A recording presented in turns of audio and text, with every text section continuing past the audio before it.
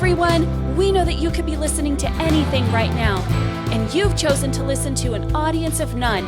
We've got a great service lined up for you. Today is Good Friday, the practice squad for Easter. We have a packed walk for you, and as always, we take you behind the lights and fog machines and talk about what it's like putting together some of the megachurch's biggest productions. So sit back or walk a lap and enjoy the service.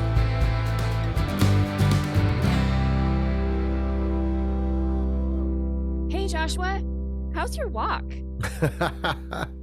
It's such a great question. That's a question that I've been asked a lot in my life. Have you been asked that question a lot? You know what? I'm still asked that question. Yeah, me too. Yeah. Mm-hmm. I get the how's your walk, and I get the I used to get, like, I hear people say, are you prayed up? Oh, that was a good one. Right? Yeah. Right? Are you prayed up? Yeah. But here's the question. Are you prayed up? There is such a posturing that happens when you say that, when people ask that question, because it's assuming that, like, you are prayed up, right? Like, if I'm going to ask that question, we're assuming that I'm super prayed up. That's the only reason why I'm asking the question, are you prayed up? So, Steph, I'm prayed up. I'm too anointed to be disjointed. Wow. Joshua. So, I don't absolutely need your prayers, but if you feel compelled to send them mentally, yeah, I'm not gonna turn it down. I will send you I won't send you mental prayers. When's the last time you prayed? Because I haven't prayed in a long time. I thought about praying. Yeah, that's a very interesting question. I still pray in the back of my mind all the time, because I just think that I was raised with it, so it never stops. It's like this ongoing dialogue. It's like second nature to me. And I don't know if that's like just a place that I've not deconstructed, or if it's just how I have how I process anxiety now. Oh, interesting. So maybe it's just like a way of meditating. Maybe that's what it is now. Yeah, right. Well, it's no different than what was there before, right? Because you were just talking to yourself before. At least, like, that's what it felt like for me. I always felt like I was just talking to myself. Yeah. I mean, now I just feel like I am putting out my intentions or trying to set my day right. It's such a natural, normal thing for me to do. And it hasn't harmed anything. So I'm not upset by it. And in fact, it's like, it would be really weird to try and change it up. My husband's a runner, my son's a runner, and I am definitely not a runner. And he asked me the other day, do you want to do a 5K with me? And when I run, I literally pound pavement. So I'm such a hard runner that it's so challenging on my joints. And he's like, you can kind of you can train that out of you. No, I can't. No, there are some things that just are going to stay with me forever. And I am a heavy runner, and I have a constant prayer dialogue. I hate running so much. Like, I really, really hate running. I am a heavy runner as well, Steph. My knees always hurt afterwards. I slap my feet on the concrete. Have you ever seen video of yourself running? It is a horrible thing to look at, at least for me. Like, I'm like, oh, that's what I look like when I run. Because in my mind, I look like David Hasselhoff running on the beach in Baywatch.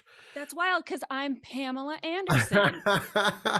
That's awesome. Right? Like, but if you ever see video of yourself running, it's worse, in my opinion, than hearing your voice back on a voicemail. Like, it's much worse. Yeah. We used to work out at a YMCA when we were newly married, because I worked there. And when they had an indoor track, and when you were running around the corner, they had a mirror at the end. And I'm like, I don't know why you'd want to see that, but when I run so like my legs go out like this. Oh, no. I don't run like a normal person. It's like I'm winding up like a cartoon or something. I run like a toddler. That's what I run like. It very similar to Phoebe from Friends. If you've seen that Friends episode where she's running through Central Park and she's just flopping her limbs all over the place. That's me regularly. Oh my God. We So it's we need to comical. do a video of us running. We Just do. we We don't actually. absolutely do. Yeah, No, we no. actually don't. Why So did that even come out of my mouth? Nope. I just need to clarify what running looks like for me. It is a walk with a bounce. It is not, we are not running. We are not going anywhere quickly. I don't like running at all. I bike. I'm an avid biker. I love riding my mountain bike. I love there was a time where I was on my road bike a lot. But now I'm getting to the age where I'm starting to really understand how fragile I am as a human, Yes. and how expensive medical bills are, and Uh-huh. like how I can't afford to, break my collarbone and still be an active part of my family. So there's a lot Yeah. more to consider these days. Getting old sucks. It 100,000%. Yeah. Um, for me, running, I wanted the freedom that everybody proclaimed running would give you. Like, oh, that runner's high. Um, and there was one time where I think I went on a 4 mile, and it was wonderful. The weather was perfect. It was around like dusk, and it was just a wonderful experience. But that was only one time. The rest of the time that I was running, it was, downpour or sweltering Mhm. heat, and I hurt. Yeah. And I have come to the conclusion that um I don't fit inside the athletic community very Mm. well, but I do fit very well inside a small niche of um, like theater people. Oh, that's cool. I do Yeah. really well with that, Yeah. because I had experience, or people that are classically trained singers. Yeah. So I fit pretty well with that. There's certain things that I feel like, oh yeah, this is a community of people that I belong to, but I've never truly felt like these are my people. This is my tribe. Like that always felt really weird to me. Just because I have sort of I know a lot. I know enough about a lot of subjects Yeah. that I can sort of mesh myself with anybody, but I always sort of feel like I'm a poser. Yeah, Um, no, I totally relate to that stuff. Like I feel like, I'm a trier. So I'm willing yep. to like I'll try anything, and I think because of that, like I have this mindset of that I'm an imposter because I'm a trier, Yes. right? Hmm. But once I kind of started getting over that a little bit, it helped me a lot because there's so many fun things to try and to do. Like I never thought I would be doing archery, but I do it with my kids now. Like it's a lot of Yeah. fun. I was such a weird hybrid growing up because I've always been very artistic and like since junior high playing music and writing my own songs. Um, but I've always really identified as an athlete, which is funny because you look at me and you're like, no, he's not an athlete. But I was on the golf team. I was on I played baseball growing up. I was on the football team. And then like my true love was surfing. I grew up on the ocean and I surfed like every single day of my life. And so I would more identify as an athlete. But people would never put me in that category. People would put me in the category of like musician, musician. So it was really funny, real quick, the other day. Well, not the other day. It was really funny. A while back, my son made the all-star team for baseball. And, I look like this. I'm this tattooed guy, and I get out there and I'm playing shortstop. And I think everyone was a little uneasy, like, yo, why do we have Guitar Center playing shortstop for us? And I'll tell you what, it was coaches versus kids, and we're playing the All Stars, and so these kids are good. And I put on a clinic. I put on a clinic on fielding. I was like fielding the ball between my legs because I was a really good baseball player and Hmm. making all these throws. And the kids were all like, whoa, Jack, your dad is the GOAT. That's how I learned what the GOAT meant in that moment. One of my proudest moments was that being looked at by all these kids, which should say something about my self-esteem, and they're all like, "This guy is so rad." I just love those prove people wrong moments. So Yeah, I had a similar experience, but it's because of my classical singing upbringing and training and everything, there was some person that snarkily said, well, do you know the creed? This was like within the last couple months, basically like, how Christian are you? How Christian were you? Do you even know the creed? And I looked at them and I said, do you want the English or the Latin? I love that so much. And I was like, That's so great. mic drop. I mean, it's so nerdy. And that Yeah. is really a Slumdog Millionaire moment, right? Yeah.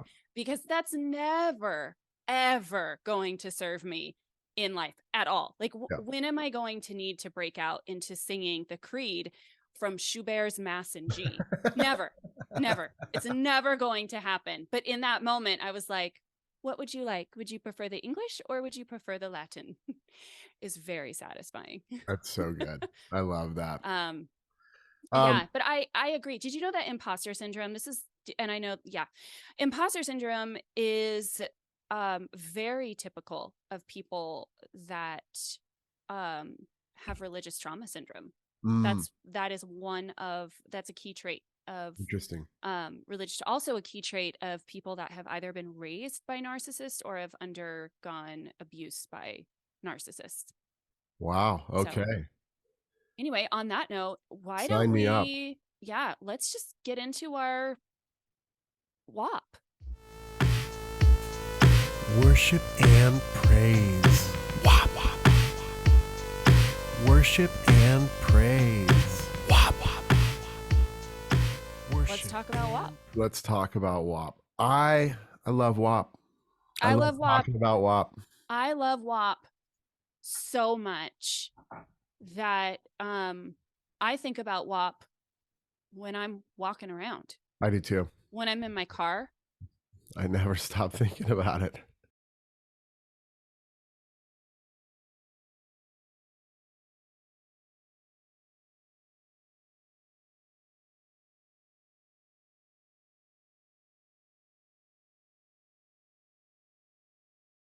So basically, we're going to discuss, we each picked 3 worship songs that has to do with the topic that we're talking about today, which is Good Friday.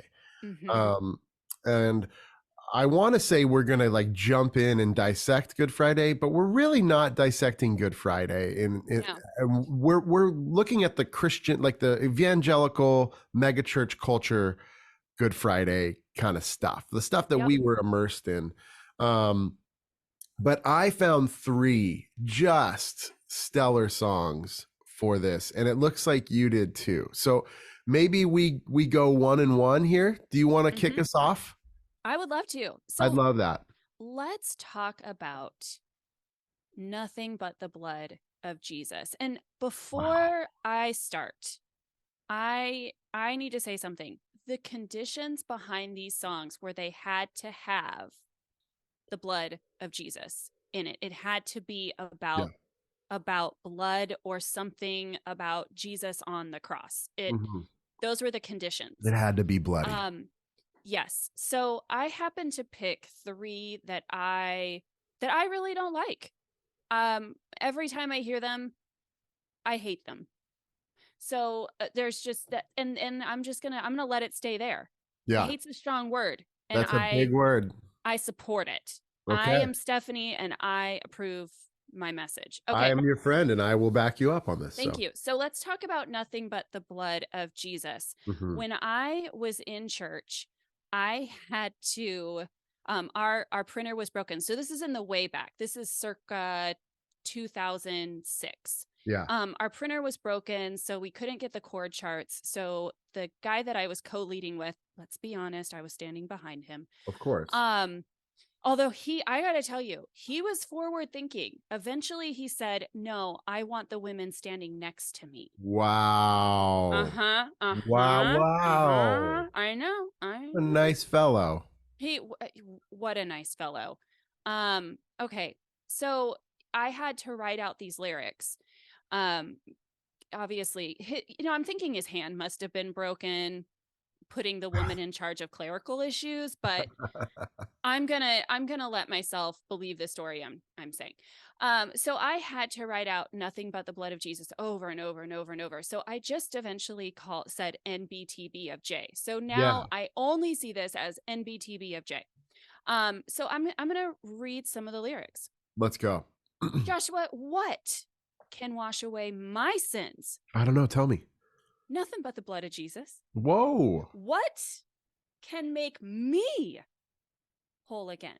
Please tell me, Steph. Nothing but the blood of Jesus. Oh. Oh, precious is that flow Ooh. that makes me white Ooh. as snow. No other fount I know. Nothing but the blood of Jesus. And we could go on. Do you think flow was used back then for, like, do you think that when this song was written, they were all thinking period too? I don't know, but that is the only thing I can think of when I Me think too. of this That's song. all I Is think I about. immediately picture a tampon or pad commercial with Yeah. some woman who's now free to live her life because, I don't know, she has freedom in her pick of tampons. You know, just they're like drug commercials, right? Like, and I'm finally free. It's like, no, honey, you'll be free when we figure out a way to just like not have you have periods all the time. I do feel like this white as snow imagery for like the tampon industry is really being underutilized. I've got to be honest. Like they should be. So next week our podcast will be sponsored by tampons. Yes. I'm I all will for take it. that money. I will take that I'll money. take tampon money. I don't care. Yeah. I mean, look, 50% of this podcast is female. So, maybe even more. I got some high feminine energy. I'm not going to lie. It's very true. It's very true. So, look, I will take it. I'll take a lifetime supply of feminine products. Yeah. Sign me up. They should be free anyway. So, sorry, I didn't mean to go off on that tangent here. Can you jump us back in here with this? Yeah. I could go through the whole song. It's a long song. It's a long song. But I just, some of the things that I see is for my cleansing. This I see nothing but the blood of Jesus. And all I can think about when I look at any of these songs is the Stephen King Carrie. You know, that ending scene where she's got like the stuff all over. Yeah, that's what I think of when, I mean, really, because are you getting clean with blood? I've seen Dexter. It's not happening. Yeah. Like, you're not clean. I gotta be honest, blood is gross. Like I'm not a really big fan of, I can handle my own blood, but other people's blood, like I have a hard time with it. Even my kids a little bit. Like, yeah, I can do that. I can do the head wounds and I can do all that. But yeah, my husband's that's nope. All three of the boys in this house pass out when they are around blood. That's amazing. So it's not a thing. We don't look like we don't shed blood for fun around here. It's amazing. And I don't want to talk about anybody else shedding blood. For me, I didn't ask this person to do this. Yeah. So anyway, I'll say this, ever since I left the church, the amount that I talk about blood has significantly dropped. It's amazing, isn't it? I mean, no other place I know. Yeah. We may talk about it once a month in my household. So yeah. It's just, this isn't a thing. Only other people that talk about this is like phlebotomists or doctors, blood spatter experts. Exactly. And Christians. What a unique little group of people. Yeah. So what I'm curious about is you picked a really good one. You picked a very, very good one. Well, actually all three of yours are I mean, if I may make a pun, they're spot on. Wow. Yeah. I'm really atoning for something with this group. Yep. My first song, you actually reminded me of this song. And you're going to hear a clip of this song with Steph and I singing it here in a second. Actually, let's go ahead and roll that song before we talk about it. Roll it out. The nails in your hands, nail in your feet. Tell me how much love me. The thorns on your brow, they tell me how. For so much shame to love me. And when the heavens pass away, all your scars will still remain,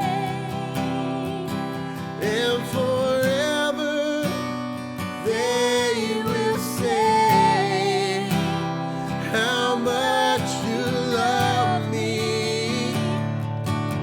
So I want to say forever my love, forever my heart, forever my life is yours. It's yours. So good, God. You're so good, God.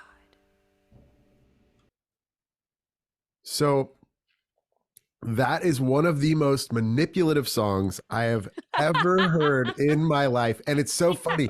This song was so repressed in me that when you said it, I had a physical reaction because I had pushed it that far down. Now, this song was a song that we would pull out during worship for like the end cry. Like this got everyone teary-eyed. It manipulated everyone. I mean, it got all the sin, all the shitty things you had done throughout the week.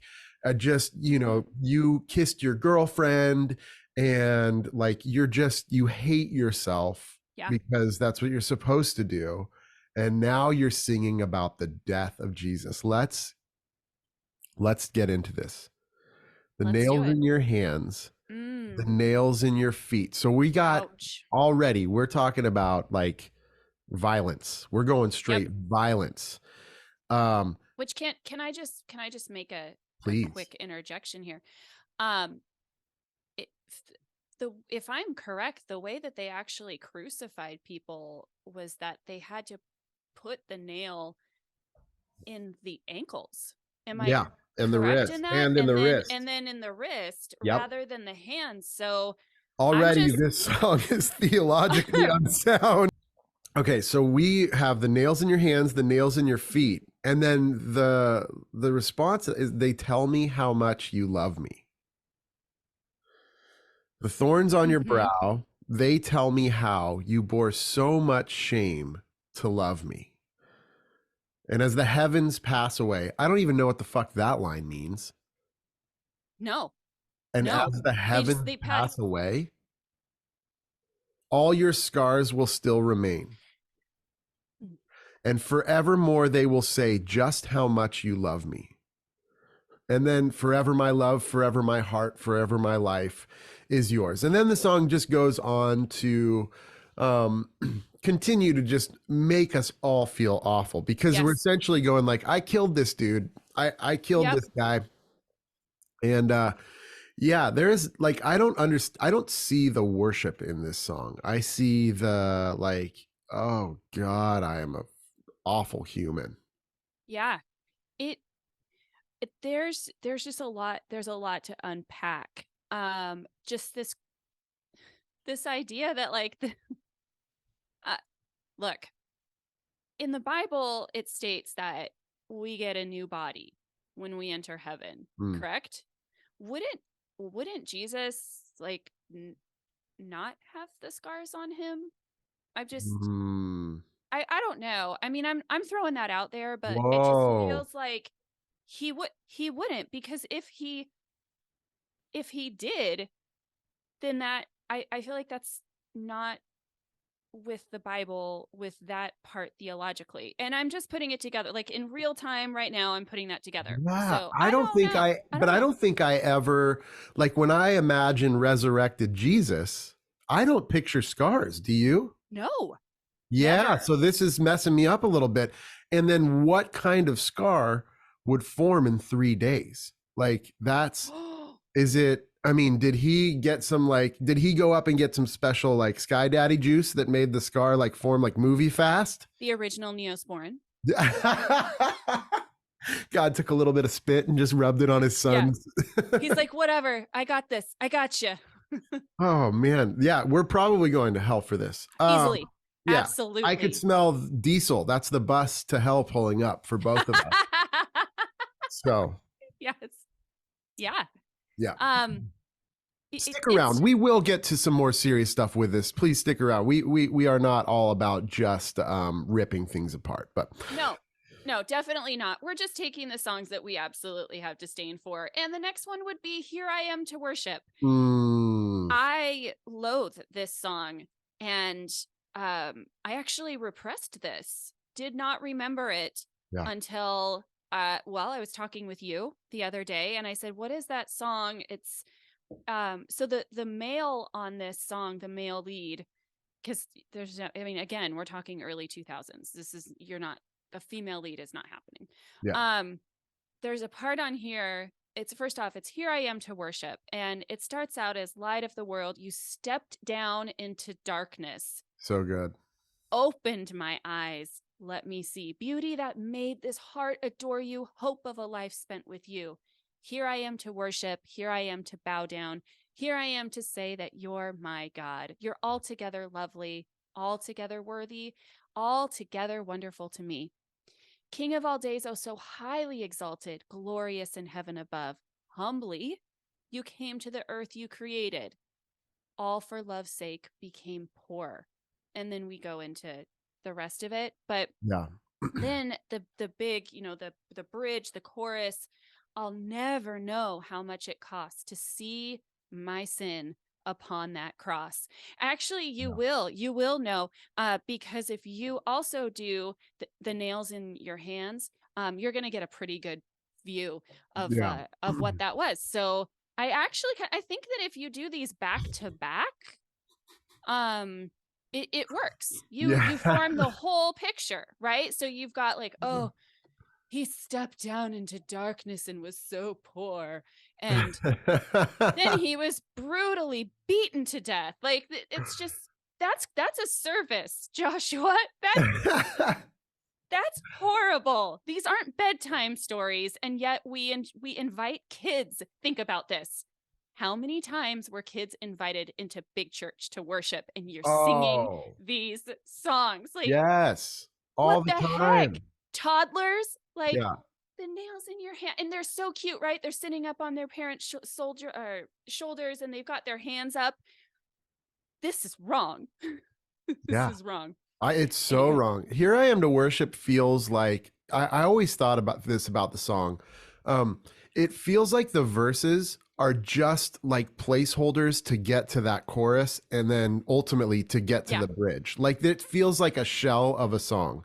Um, yeah. and if you like light of the world, you step down into darkness, open my eyes, let me see. Like, okay, that's cool. Like that's a like in terms of songwriting, that's like good songwriting. But then we get into this beauty that made this heart adore you, hope of a life spent with you. Like that is like a separate idea. So we're just throwing words into this song now, and then oh, but here we go. Here I am to worship, and we have this repetitive hook. Here I am to worship, and it's a beautiful melody. It's a beautiful hook. It's easy to sing, and it sounds good when the masses sing along. Like this is Mm-hmm. and Mm-hmm. then that bridge, man, you hit that bridge, and it is just straight manipulation city right there, baby. Yeah, there's that part that the male does, that to see my sin upon, and then he goes like that cross, like it's like Yeah, really, really big. yeah, Yeah, I had a worship director, worship leader, male. He was very into like the hellfire and damnation. He took rapture stuff to like the next level with youth. And his name is Troy, and he was part of he did world tours, and I can't remember what his band was, but he was really into that part. And I think that he was into it because he enjoyed hearing himself sing, and that's fine. I yeah. don't care. but I just, when I hear that song, that's what I hear. I hear Yeah. him every single time.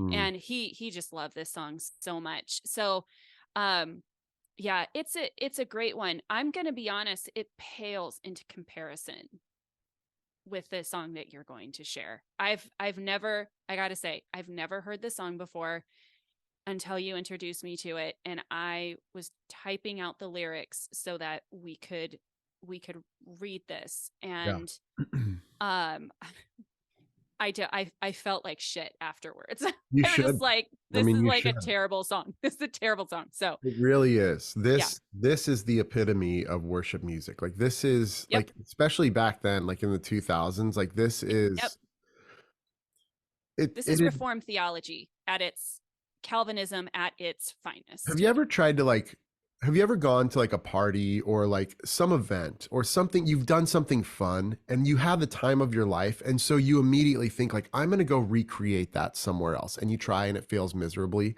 Mm-hmm. You know what I mean? Like it's like New Year's. New Year's is often a disappointment because you think like, oh, I'm going to create this like really amazing New Year's experience. You know what I Yeah. mean?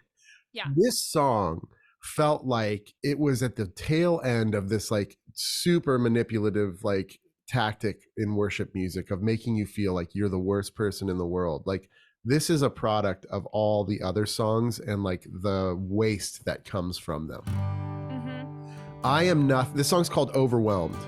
I am nothing, yet you bid me come to you, Lord Almighty, and as I come, I'm overwhelmed with you. Again, I could never not think of Yeah. Well, jizz when I sang yeah. this song. So I am nothing, yet you bid me come to you, Lord Almighty, and as I come, I'm overwhelmed with you. Humbly now I break the silence. I'm overwhelmed with you.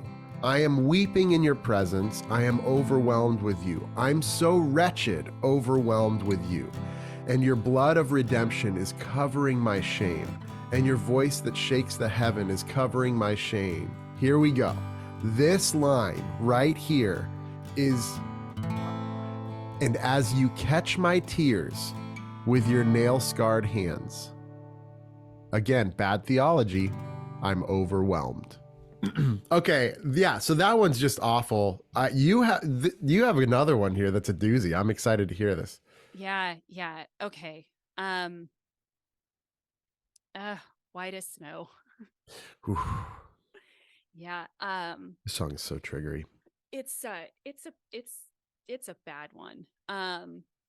White as snow. White as snow. Though my sins were as scarlet. Lord, I know that I'm clean and forgiven through the power of your blood, through the wonder of your love. Through faith in you, I know that I can be white as snow. This is like the M. Night Shyamalan of worship songs. Total fucking plot twist here. Now Yeah. we're saying we're no longer covered in blood. We're white. How do you feel about this song? So my wife, Presley, is half Chinese, half Japanese. And she grew up going to a Christian school. She was in and out of different schools, but one of the schools that she went to was a Christian school. And she says that one of her first experiences she remembers hearing this ideal that like God makes you white as snow. Well, she didn't identify as white because she's Asian. And so from a very young age on, she was always feeling like I'll never be good enough in the eyes of God because I'm not white. And everything around her was kind of pointing to that idea too, because, you know, the white people had all the privilege. So I always thought that once she told me that, I never could look at this song or that concept again, of being white as snow. And then like thinking about someone from the BIPOC community sitting in a church service and hearing, you know, I want to be white as snow, going like, oh, that's got to feel pretty awful, you know? So Yeah. yeah, this song is a for me. Yeah. Yeah. It lacked, so, you know, back then I definitely did not look at it through the lens of somebody that thinks critically or logically for that matter. But when we sang it, it always fell flat with me because it's so boring. The chords, I mean, it's just there's just no redeeming quality, in my opinion. Somebody listening, this might have been their favorite song, and we are crushing their soul.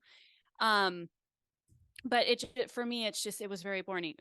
It was white as snow, though my sins were as scarlet. Lord, I know that I'm clean and forgiven. It's very boring. Yeah. Very, very boring. So Yeah. just not a fan. No. I give it, look, if it had a Yelp review, Yelp would not let me continue because I could not give it a star. It would be 0 out of 5. So we have one more song each. Let's we do. because I think we actually I'm done with the songs. okay. This is your gig. This is This is your jam. this is is it. the one right here. This is the one that This is bad. the whole thing was.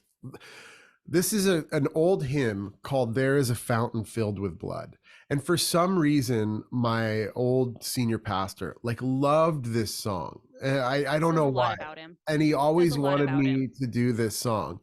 So I pulled it up here, and the first verse alone, we'll probably just stay in the first verse.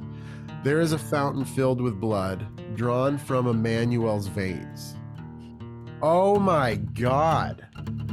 And sinners plunged beneath that flood lose all their guilty stains.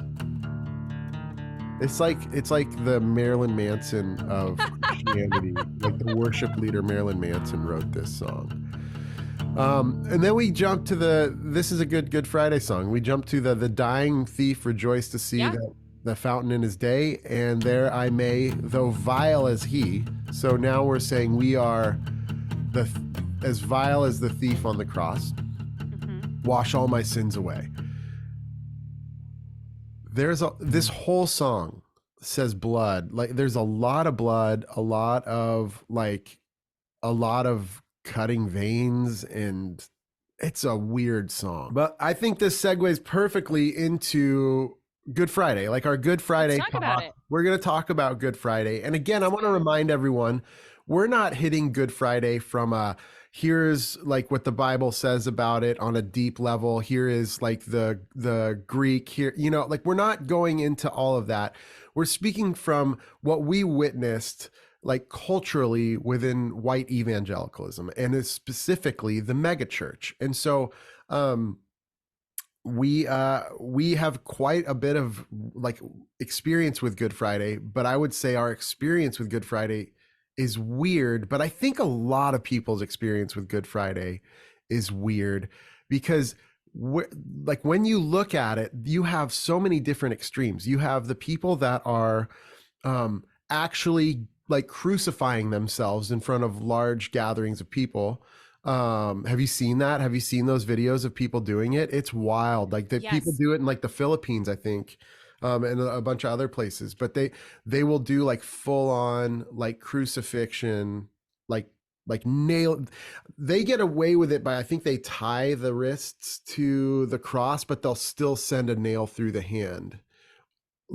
It's really intense. It's the kind of thing you have to watch on the dark web, I'm pretty sure. If you have a queasy stomach, I would not recommend doing it. But no. I know that there's a guy who I think he's in the Philippines and he does it yearly. Okay. So there's a practice for very devout Catholics, but it's priests, and it's the thing where they take the whip that's filled with, and they whip themselves. Mm-hmm, mm-hmm. That's intense, but this hit another level. I am now intrigued, and I will lose the rest of my day because of this. Yeah. Before you get into your experience with Good Friday, I will say that Passion of the Christ was a big deal. Yeah. And because everybody wanted me to see it, and you're going to have such a great such a great perspective on the cross. You're going to fall in love with Jesus so much more and so much deeper. I was against it. Yeah. And I don't know if it's because I felt pressured, but my go-to was always, I don't want to picture Jim Caviezel as my Jesus. I don't want to have this image of some Hollywood man pretending to be Jesus Yeah. on the cross dying for my sins. I Right. mean, that will stay with me. I don't want that. So that was my thing. Did you So I go with your never, church to watch it? no, in fact, but our church did like a big thing. Yeah, our church Um, rented out the movie theater, yeah, and that so way did ours. everyone can go. Yeah. Yep, I did not go. It was I wouldn't go. My husband did watch it, but it was like in his own time because I Yeah. refused to partake of that. I was I was above that. I was a purist. I was a Jesus purist, okay? He's so holy. Yeah. It it it felt like watching a torture flick. Like it just, I here's one of my hard things with Good Friday is that like God, I might get killed for saying all this, but it feels like the crucifixion part, like that sounds like an awful way to die. Yeah, agreed. But I feel like there's worse ways to die. Like I feel like there's a lot of worse, slower, more torturous like ways that people have died. And I've always kind of carried this thought around with me. So like in a way, the crucifixion story was never as powerful as the Braveheart movie where he's at the very end where he's yelling freedom and he's getting Right. gutted. You know what I mean? Totally. Because I'm Yep. like, that had to have been a little bit worse than the crucifixion, right? Yeah. Yeah. Like Yeah. having your guts pulled out of your body while you're alive. And I Yeah. think I'd rather take hanging on a cross. I'm not going to lie. Disembowelment definitely does sound terrible. It really does. It sounds like Yeah. you have the Didn't they stretch cutting. him? Yeah, Didn't they they stretch him stretch. It's like before? the stretch quarter thing. But yeah, Yeah. like, I mean, that thought of like being cut open and then you're feeling everything kind of flop out of you, like, that's a Yeah. lot. This went a different way.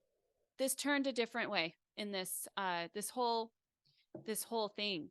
Um but I mean, look, we can talk about Henry VIII, circa medieval times torture. Very similarly were the experiences that you provided people in Good Friday Yeah. services. That would have Yeah, felt like torture. Will you talk about it? I will. So, you know, my mindset and the senior pastor, and I actually really liked Good Friday, and I liked it for selfish reasons because I have always been a little bit more attracted to the melancholy, the darker um the darker side of things. And so Good Friday was always like my wheelhouse. Like I could get really, really like dark and emotional with it, and it's going to be acceptable, and no one's going to write in saying like, "Oh, the service was too dark." And the justification for that was always like, we have to go as dark as possible on Good Friday, so that when we hit Sunday, we can go like as huge the other way, so Mm-hmm. basically like we're gonna take the bottom off the box so we can blow the lid off the Yeah. box at the top, right? And so we would always do these weird things. Did you ever go to a cross nailing? I did not.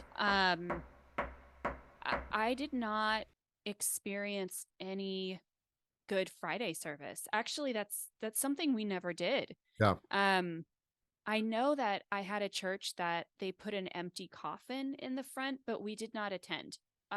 It was always on, look, it was on Fridays. We wanted to be able to go out on Fridays, so we just always blew off Good Friday service, or there Yeah. was there was always something going on.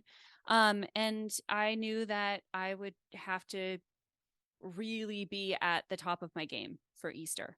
So, Hmm. nope, never did. And again, I always had the perspective, my Jesus, he's out of the tomb. So I think that we should stop focusing on Jesus being on the cross and start living a life where he's outside of the tomb. Yeah.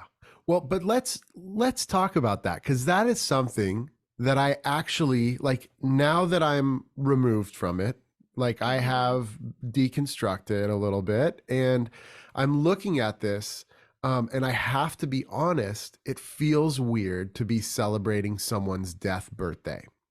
Yes. It feels weird to be like, I feel like we really should, this is my personal thing, like we should probably move a little bit past Good Friday, um in the sense of like that's a dark day, and it should, like, I felt like it just should be somber and not a day of gathering, right? Like Yeah. and so we had a lot of ex-Catholics at the church that I was a part of, because we were like this seeker, we called ourselves seeker sensitive, right? And so everything we did was to design to get people who have been either burned by the church, um, or like just kind of disenfranchised by the church. We wanted those people in our church. And so we had a lot of ex-Catholics, which forced us to do a lot of these kind of Catholic type services, Good Friday being one of them. And we would do these cross nailings where we would have these two giant crosses up on the front of the stage. And we're talking like 15-foot crosses. Always funny that I always didn't have help. And so I had to carry the cross. Like I would like put it on my shoulder and like Yep. drag Yes. it across. Yep. And but yeah, so but we would put it up there, we would have hammers and nails, and at the end we would do a worship song that would go on for like 15 minutes, a lot of it, and we would use the hammering of the nails in the cross, and we would always set it up as come to the cross and hammer your sin to the cross. And then we doubled down the next year, and we would have people write their sin on a piece of paper and then nail it to a cross. And like we started getting so creative with this, like we tried, so the next year we then thought like, well, what if we got invisible markers? And so we had this whole like black light set up on these like these giant walls, these white walls, and people would go up and write their sin in this glow in the dark marker, and it would be like super illuminated. And then the illustration from that is, then we would shut off the black lights and you would no longer see what you had written on there. And it was this example of Jesus on the cross, like wiping away our sins. So we would do all these things like brilliant. That's actually really that's really brilliant manipulation. Yeah, I know. Well done. Thank you. Done, my friend and his former self. Yeah. So one of the worst ones is we had brought in this woman, and part of her testimony was that she was losing her eyesight. So we tied that in, right? Like we had this blind painter essentially come in and paint this image of Jesus, and we had drilled 2 holes in this piece of plywood, as you know, and she's painting during worship, and it's this picture of Jesus and his hands out, and the hands are where the holes are. And we had taken bingo daubers, you know, like the bingo daubers, like the red bingo daubers, and we had secured it to the back. And so the action item out of this was for everybody to come up front and think about like the sin in your life and then touch Jesus's hands. And then you would be left with like the red residue on your hands. And then I think we like auctioned off the painting at the end of it and like sold it. I don't even know where the money went. The dots on your hands, the dots on your feet. Oh my gosh. Yeah, we did. I mean, there was this other one we did. We would do like these weird experiences where we would take an hour and have people like walk through the auditorium. We'd create this like maze. And it like in one maze, it would be like a bunch of tan bark that you would have to pick up and like feel the wood and the splinters and like think about your sin. So and how it's it was like nailed. a sensory immersive. Yeah, experience. totally. And then the next one you get to, it's like Wow. showing these clips of the Passion of the Christ, and you're supposed to reflect on how like your sin is, every time you sin, it's like a Jesus getting hit. And then you know, like we did all these like crazy, and then eventually the church moved to a large property, like a bunch of acreage, on an old dairy farm, and they turned it like not just a drive-through nativity scene. It was a drive-through Good Friday experience where like you would drive up and like they had this mirror box that someone created with a nail like coming down. You'd put your hand in the mirror box and it would like give you a vision of what it would look like if a nail was through your hand. The amount of resources, both time, talent, and treasure that went into this that could have gone into impoverished areas of your community, Yeah. all for white evangelicals to have an immersive crucifixion experience Yeah. is outstanding. I know. It is. It, it was a lot. It was a lot. And then on top of that, our Easter productions, which, we're going to talk on the next Yeah. episode. And as you know, that is the Super Bowl. Yes, That it and is. Christmas. It's the Super Bowl of church. It is the biggest deal. Those were uh the those big productions gave our megachurch pastors the right to their crazy expensive vacations right afterwards. Like our pastor, they would have their Easter dinner and get on a plane Yeah. to go to Hawaii or Australia or something like that. Yeah. Of course, they would be visiting other churches there, so Yeah. you could put it on the church credit card, but Absolutely. that's what they would do. That was their like, we got to make sure that you have well-rested pastors because Easter's so hard to put on. I'm like, you didn't do anything. You Totally. outsourced that Totally. completely to your interns. Yeah. So when I think about Good Friday, something that really struck me this last week is I was for probably about a week and a half, I was really just struggling. I felt like I was wrestling with like grief or sadness or something like that. And I could not wrap my finger around what it was because there's a lot of grief that I've processed with escaping the evangelical movement and all of that, and having friends walk away from me, having family walk away from me, all of that. And I didn't feel like I was really processing through that. And it was actually on a morning that I just dropped my daughter off.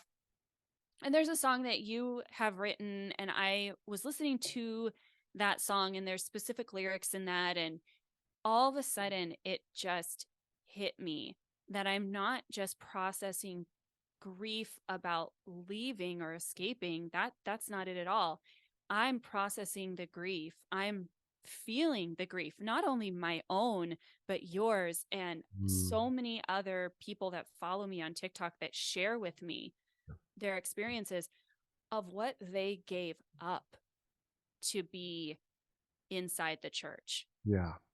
The dreams that they had, the lives that they had planned to live, the hope, everything was taken from them, was stolen from them because they were told, you have to give up yourself to follow Jesus. Yeah. And that message is so heavily emphasized on Good Friday and on Easter.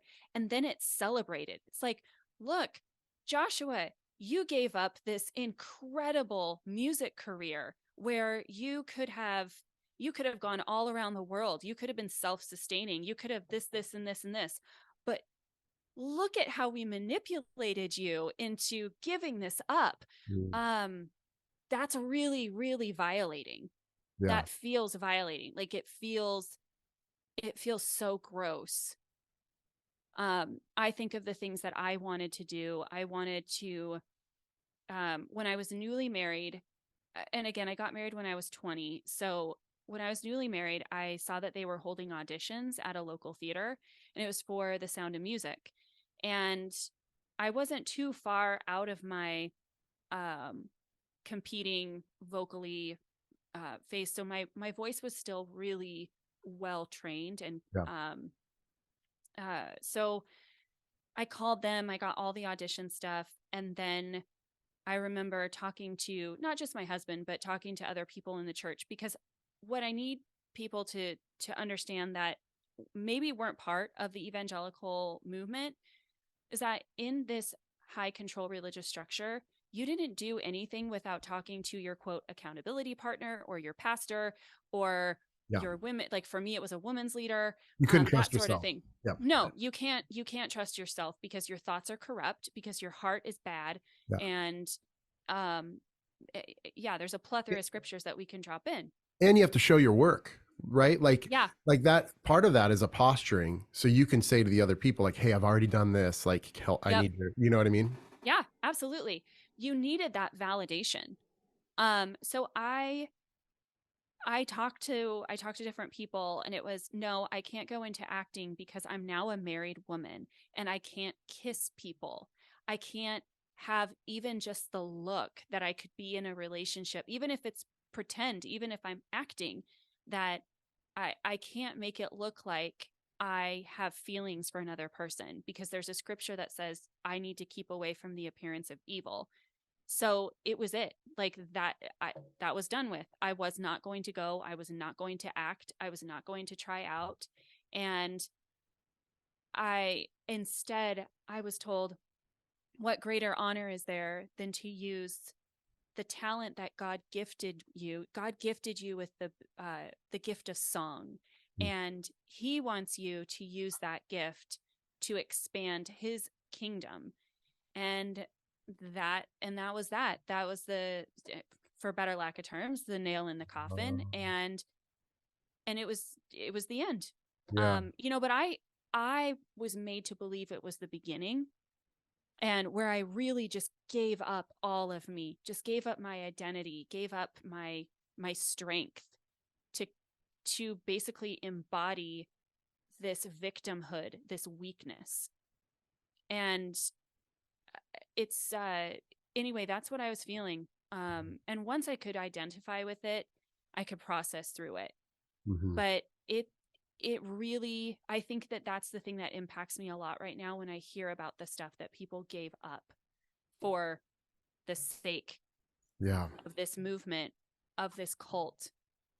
And not just that, but when we walk out of it, we came in with these hopes and dreams. Mm. We sacrificed them, we gave them up, and we walk out a couple decades later with absolutely nothing. Yeah. It's not like we get to pick back up where we left off 20 years ago.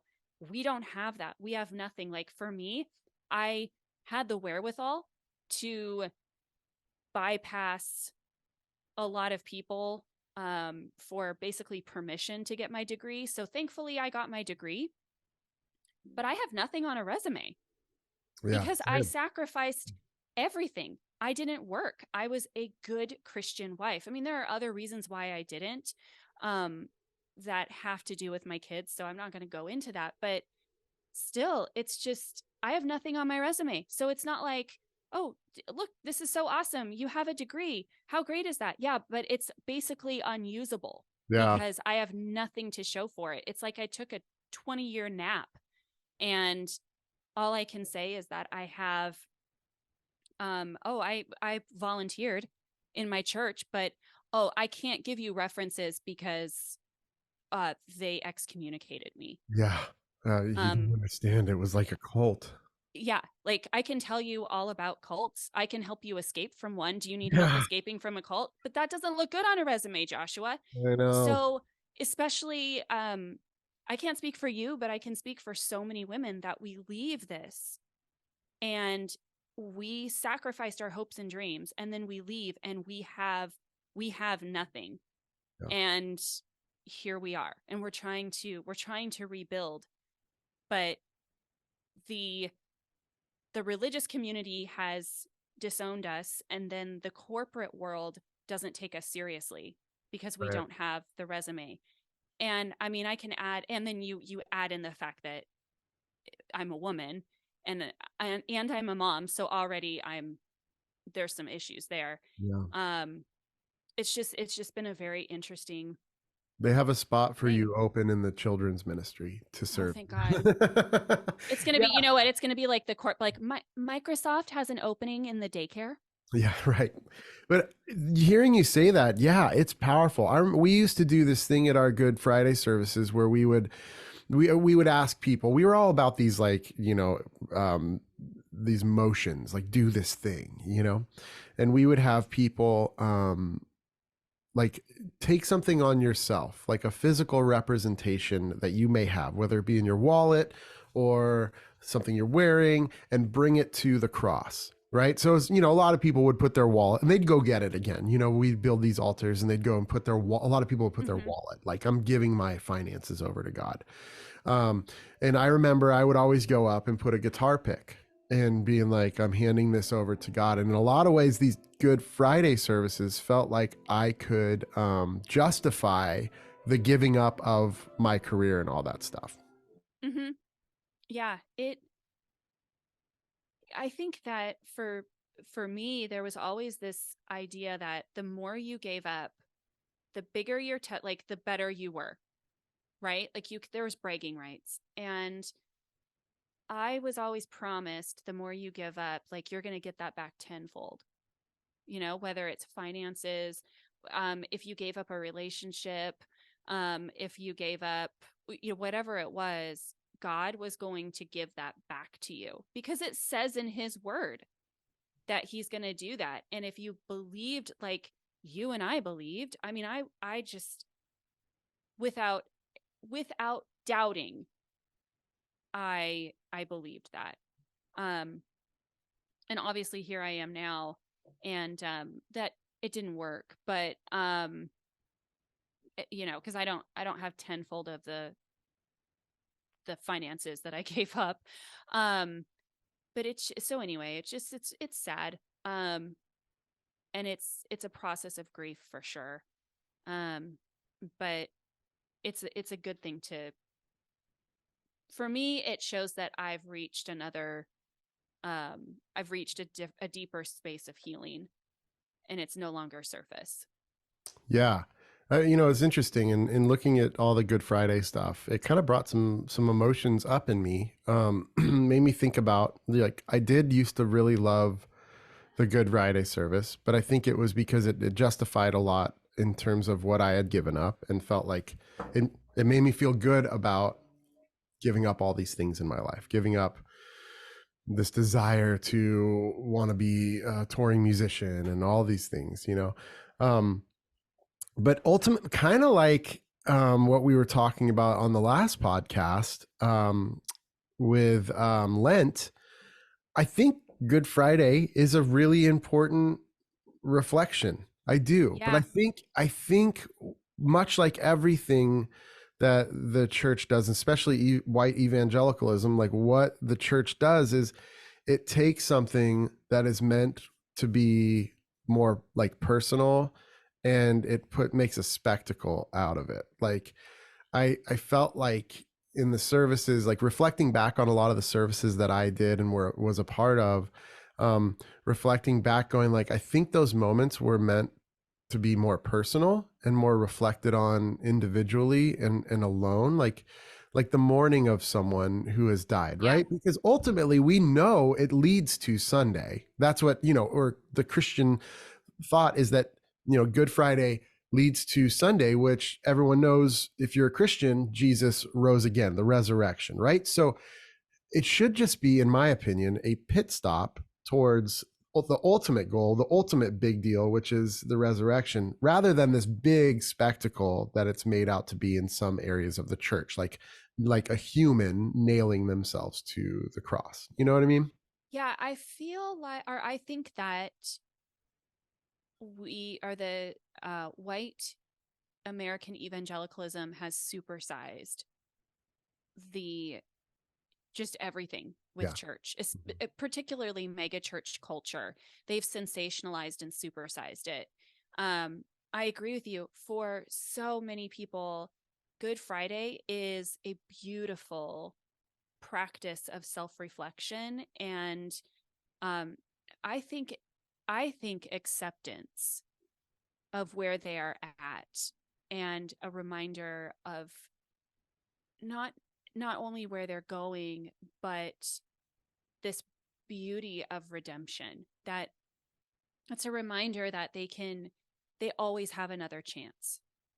And that is something that is a beautiful takeaway. Yeah. And I don't want to take that from somebody just because I don't feel like Jesus died for my sins. I have a different perspective of what Jesus's death was. Hmm. I still look at it as, yeah, I mean, it's beautiful, the concept that um somebody would step in front of another person to save them from suffering, that somebody else would take on suffering and to try and eliminate suffering for another, I that's just beautiful to me. Yeah, it um is. It is. I was always a big I'd say one of the things I miss the most about like my beliefs at that time is grace. Like I really yes. loved grace. And I feel like there's a lot more that I experience now, not kind of believing in that system, having evolved from that system.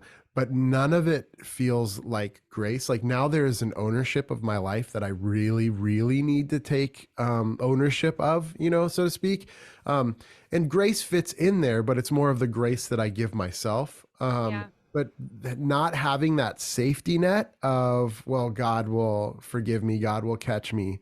I do miss that sometimes because there was comfort in that, but I do think also that was spiritual bypassing again. I think there was a lot of spiritual bypassing that went on in accepting of that grace. Right. I just this the idea, like, if you go and you speed down the freeway, oh, it's, you know what, it's fine. I'm just going to say sorry. And God forgives me. You lack the ownership over, I was recklessly driving and endangering everybody on the freeway because of my own selfish desires. You eliminate that completely and just say, God will forgive me. So when you don't have that aspect inside of your inside of your heart anymore because you've walked away from it, now you're forced to take up that ownership. And I is that what you're saying? Yeah, yeah. And well, there's also, one of the things I saw the most, because we would go through the letters that people nailed to the cross, of course, we would read through Yeah, yeah. them. But it was in the name of we are going to, because we would, if you accepted Jesus and nailed that, we would have you like write something specific, like I'm giving my life over to God, and nail that to the cross. And that would be your acceptance prayer of that, But we would see people all the time, but like I'm handing over, the majority is like I'm handing over my relationship to God, right? Like I'm laying that down to God. Mm-hmm. And I think for a lot of couples this became a ritual of like where like shit in their relationship gets so bad they don't know, instead of turning to counseling, they're going to go to a Good Friday service and lay it at the feet of Jesus. Yeah. And eventually that stuff has not been dealt with, but you get that, again, you get that dopamine hit, that feeling of Yeah. I'm laying this down, I'm turning this over to something, but without dealing with it, it just creeps back up, maybe in time for another Good Friday service to let it out. So who knows, maybe that's. Yeah. It's I agree with you. I absolutely agree with you. So to change this up a little bit, um I'm curious. So we in the with the last one, with the Lent one, we did a TikTok challenge. This time around we didn't. However, you decided to look at some things from TikTok, and you said you've been so excited to tell me. So I'm actually very intrigued about this. Yeah, well, it's not, I mean, I would hold your excitement. It's not the most exciting thing, but for some reason, like I observed a lot of people carrying crosses. And there's one really funny thing that is like with the majority of these people. All of them have a wheel on the bottom of their cross. Oh no. They all have a No, no, wheel on the no. bottom of their cross. And I'm thinking like Jesus didn't have a wheel.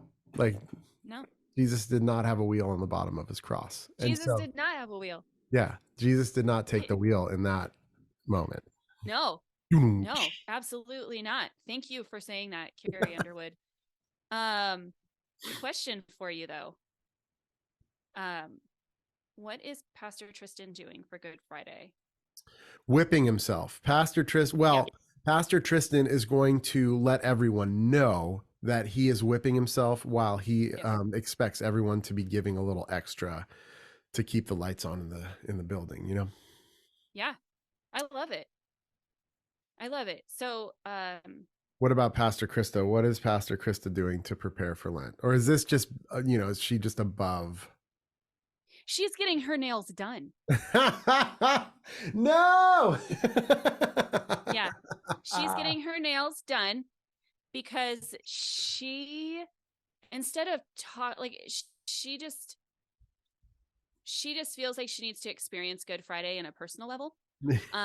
So the way that she does that is, instead of watching nails be nailed Oh into my God. people, she gets her nails done, because when she is praising her Lord and Savior on Sunday morning, nothing says I love Jesus more than praising with manicured Absolutely. hands, Absolutely.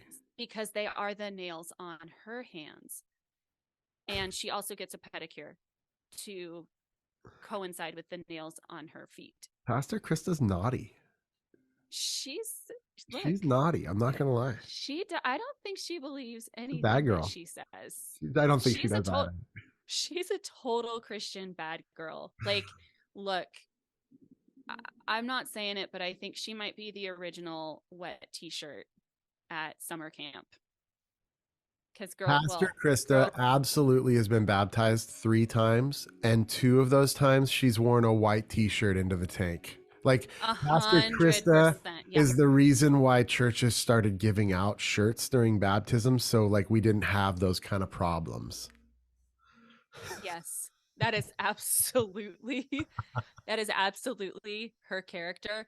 The other thing that I think people need to know about Pastor Krista is she's actually the most intelligent in the room. Hmm. But she has to make it look like her husband Trent is the smartest. Yeah, And she also has to make it look like her whole thing, how she hates Tristan. She has to make it look like he somehow is also brilliant too. So she's a yeah, genius. No cap, she's a genius. I agree. Um, I think Pastor Krista is her story arc is. I'm excited to see where it goes. I feel like there's going to be I am a too. I'm convinced that Trent does not exist. That Pastor Trent is just a means for Pastor Krista to be able to say her nonsense on TikTok. Could be, although Pastor Trent has been in one video. Yeah, So but yeah, that could be a stand-in. I think that'd be could be. a fun scandal to look into. I'm gonna That investigate actually this. be I'm really, really fun. Um, I want to hear about the parable of the temple cat. And for those of you that are new to listening, one of the things that we're going to try to do is have a brief analogy message. So if you have heard a ridiculous analogy message, we would love for you to email us at an audience of none. See, it's a Freudian slip there. Yeah, An audience of none podcast at gmail.com, because we would love to be able to share it. And analogy messages, evangelical movement, especially megachurch pastors, are notorious for some of the most ridiculous analogy messages. So please, please let those pour in so we can share them. But Joshua has one that is not specific to evangelicalism. It's just a really, really good parable that yeah. I love. So take it away. Yeah, so this was written by a man named Peter Rollins, who was really significant in my kind of I hate using the word deconstruction, but I'm going to use it Same. because it's the, I would like rather call it my evolution. Yeah, it's the buzzword, but Yeah. I agree with you. I really like the word evolution, but then that also has a different Yeah, tie to it too. totally. So the parable of the temple cat was really monumental in my deconstructing, because it showed me this idea that, like, there are a lot of things in the church that become ritualistic without knowing why. And in some sense, I kind of felt like Good Friday became that to a lot of churches. So the parable of the temple cat is that there, and I'm gonna butcher this. I will not tell it as eloquently as Peter Rollins does. So for you listeners, you can just Google it and it's there. But basically, this temple priest um, is getting ready for prayer time, and everyone comes in and they gather for prayer time. And while they're praying, this cat comes in and interrupts prayer time. And so the temple priest takes the cat and he ties the cat to a tree outside of the temple. And then at the end, he goes and lets the cat free, when everyone's done praying. Well, the next day comes along, same thing. Temple cat in there disrupting prayer time. So the temple priest takes the cat, ties it to the tree. Well, this ritual goes on for days and days, and it turns into months, and then eventually turns into years. And the temple priest ends up dying. And so they have a new temple priest. And this temple priest continues to take this cat and ties it to the tree. Well, one night, this storm picks up and knocks down the tree. And they're like, well, what are we going to do? How are we going to tie our temple cat up? So they plant a new tree and they grow a new tree there. And then eventually the temple cat dies. And so they go out and they purchase a new temple cat, because how else could they pray without tying that temple cat up to the tree? I love that so much because it It's so shows these good. rituals that we do that were born out of necessity a lot of times, and then just become habit because we don't know why we're doing them. Yep. It's when you really get into that and allow yourself that deep self-reflection, it puts into perspective so much of what we did. Just the superstitions Yeah. that I bought into. I mean, just this idea of, oh, we have to pray a hedge of protection around somebody, because if we don't, then something bad will happen, Yep. or we have to do things exactly this way. If I don't start my day with 30 minutes of quiet time, my day, I mean, how many times were we told, if you don't do your quiet time, horrible things will happen in your day. If you don't give your 10% off of your gross, not your net, your gross, then God won't bless you. God won't bless the fruits of your labor. There are so many different things. And when it came down to it, it was just somebody else's habit that they ended up perpetuating and putting, telling other people to do. Yeah, there's a lot of that. A lot of this ritualistic stuff has been, it really clips the wings of humanity in a lot of way, because I like to describe it as evangelicalism. A lot of Christianity will put up a couple fences before the real fence. Um, Mm-hmm. and it's a way to say, like, hey, don't go in there. You might fall, but not even off the cliff. You're just going to fall in a little pothole because there's another fence that's there to protect you from the cliff. But it's like fence, fence, fence, fence, fence. It's temple cat after temple cat after temple cat. It is, and a lot of times the real meaning gets lost. The real meaning of Good Friday gets lost, especially when we're so hyper focused on our sin. Mm-hmm. Where this act that happened, it happened, if this is what you believe, it happened to your God in a pretty terrible fashion. I wouldn't say the worst fashion. We established that earlier. Um, but it happened to your God. And I feel like that should be much like someone dying in your family. You're not immediately going into funeral mode and planning this service, right? you're reflecting on that. You're mourning that. You're crying over that. Yeah. You're hugging family members over that. You're not making it a spectacle. At least I hope you're not making it a spectacle the moment you realize that someone has died in your life. Yeah. Exactly. I think that holding a service on a Friday is one thing, but trying to make it as equal to Easter feels excessive. Yeah. It really does. And maybe instead of doing all of that, honoring the spirit of Jesus, not the Holy Spirit, but like the spirit of that human. And again, going out and feeding the poor, sitting with people that are down in spirit, and really trying to help people rather than putting on this excessive spectacle. Yeah, I agree. It's a lot. It's a lot. And again, we'll say it. We're speaking from our perspective, being in the megachurch. We know that this isn't everyone's perspective. And we're not theologians. We just have lived it for a long time.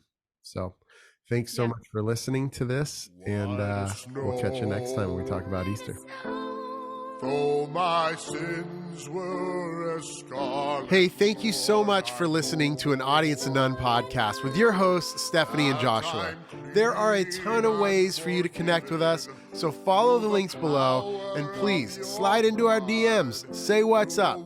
There are other ways you can help us too. Leave us a review. We would appreciate it so much. Let us know how much you love the podcast. And thanks again for listening to an Audience of None. White as snow.